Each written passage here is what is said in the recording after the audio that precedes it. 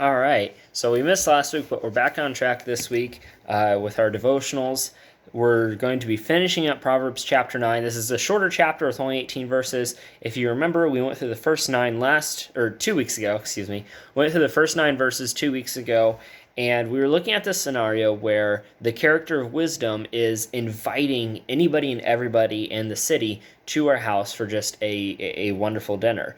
And this week, we're going to be looking at the alternative, which is the character Folly also inviting people to her house. We're going to be seeing some of the differences and how it is a mirror story, and it's not a good version of it. So we're going to be doing verse 10 to the end of the chapter, which is verse 18. Feel free to read along with me or listen, as always. The fear of the Lord is the beginning of wisdom, and knowledge of the Holy One is understanding. For through wisdom, your days will be many, and years will be added to your life. If you are wise, your wisdom will reward you. If you are a mocker, you alone will suffer.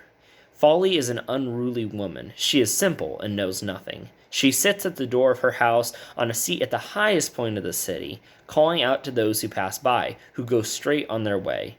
Let all who are simple come to my house. To those who have no sense, she says, stolen water is sweet. Food eaten in secret is delicious. But little do they know that the dead are there, that her guests are in the realm of the dead.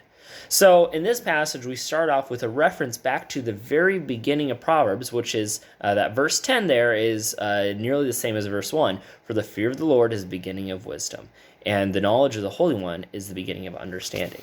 So we get this sense that we've kind of come to a completion of a story, and that is the story of wisdom versus folly. And so, in fact, in chapter 10, we're going to be looking at more of just straight up Proverbs. Solomon just giving bits of wisdom to his son, whereas before, the last few chapters, it's been this almost story, this narrative that we've been going through. And this narrative concludes with a tale of 2 dinners. The first dinner being wisdom, which we covered last time, and then the second dinner being folly. Now, if you notice, she is actually, she's kind of going about the same plan as far as inviting people. She's going to the highest point in the city, and she's calling out to all those who are simple, who pass by, which is the same thing, nearly the same thing that wisdom herself did.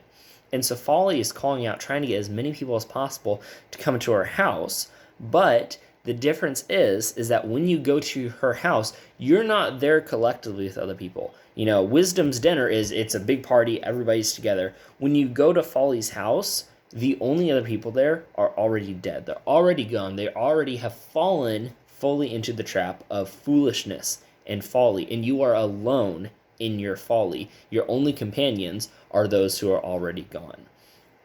And then she kind of just goes on this super silly and frankly stupid line about how stolen water is sweet and food eaten in secret is delicious. Oh yeah, if you're by yourself, it's so much better. I've eaten by myself at restaurants before. It is not nearly as good of a time as when I have my wife or my siblings or friends with me. Food just isn't as good when you're by yourself. I don't want to eat food in secret. I don't want to steal something from somebody else and then eat it. It doesn't make it any better.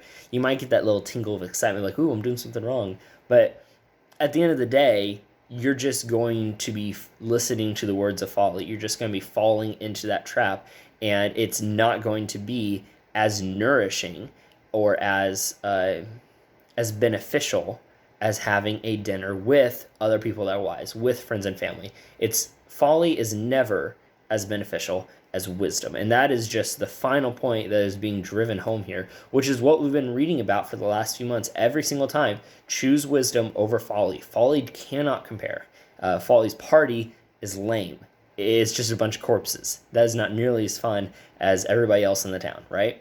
So let's choose wisdom over folly. Let's choose to do the right thing over the foolish thing. Go in peace and have a good week.